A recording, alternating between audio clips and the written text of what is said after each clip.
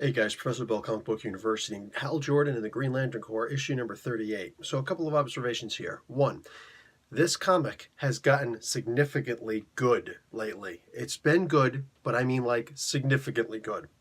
Observation number two, this storyline is probably going to wind up being one of my favorite storylines ever for the Green Lanterns. Uh, Observation three, this comic book isn't coming out fast enough. This is fantastic. I love this. So right now you have Hal Jordan and Kyle Rayner. They're prisoners to Zod.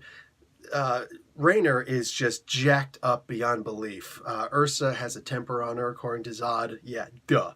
And just beats the unholy hell out of him. His insides are only being held together by bandages at this point. Hal is invited to come out. They give a Zod version of what the Green Lantern Corps is to Lore. I wonder why Lore doesn't actually know what the Green Lantern Corps is. That seems odd coming from General Zod of all things. But I guess I could take it as he doesn't see them as any kind of a threat. And when you see how easily they trounced the Corps, these two guys, two of the premier members of the Corps. Yeah, man, you got to kind of sit back and wonder, So basically, Hal gives his own interpretation of Tomar-Re, because here, one of my favorite things about the Green Lantern Corps in Retcon is explaining that Tomar-Re was actually the Green Lantern who was in charge of protecting Krypton at the time, and when it blew up. There's also a bunch of backstory as to why it had to happen, why the Guardians of the Universe actually they messed with him. They messed with Tomar-Re to make him think that he did everything he could, but in reality he was doing nothing, just simply because Krypton had to be destroyed. So it's interesting. I hope that they explore that a lot more, like a whole lot more. I would like some kind of finality in this regard, because wow, it's such a great half-baked story, you know what I'm saying? And to put the final touch on this would just be so amazing. I would love to see that. Anyway, so at this point, the Green Lanterns, they're able to escape because Hal Jordan's ring is different from the other rings. His is created from his own will. Love that. I actually forgot about that at one point because of this new Rebirth run. I'd actually forgotten that was the case.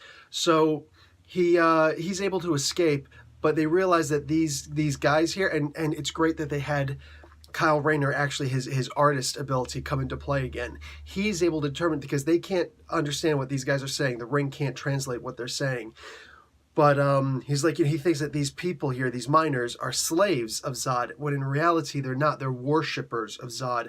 And by the cave art, Kyle is able to determine that. So fantastic that they found just one more minor use for Kyle. I'm not of the trope that says that, Kyle is useless. No, he's not. No, he's not. You just simply got to be a really good writer in order to make him useful. So, Kyle's about to die. And Hal doesn't think to go and retrieve Kyle's ring first. He decides to go after the people first, which is that's a little bit weird for me. That's a little bit weird. I figured that he would know that the ring was able to shut down the Eradicator for a couple months. That was actually a really cool scene, the way that happened. Anyway, he should have gone after the ring. For the whole time, I'm practically yelling at the comic book, "No, go after the ring!" So, no, instead he gives Kyle his ring and says, "Okay, shoo." And here's the funny thing. He has to escape from this planet that is occupied by Zod. Okay, it's not about to blow up or anything, but they're about to die. So how does he get off this ship where he's about to die, or this planet where he's about to die? A rocket. I want you to think about the irony there. That's beautiful. I love that. I don't think that was by mistake. So anyway, in order for him to live, he had to escape by a rocket that he was not in control of. That was awesome. So the Green Lantern Corps is now going to make a full army to, this contingent to come back and go after to try and rescue Hal.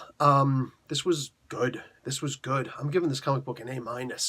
Fantastic storytelling in here. Art, of course, good.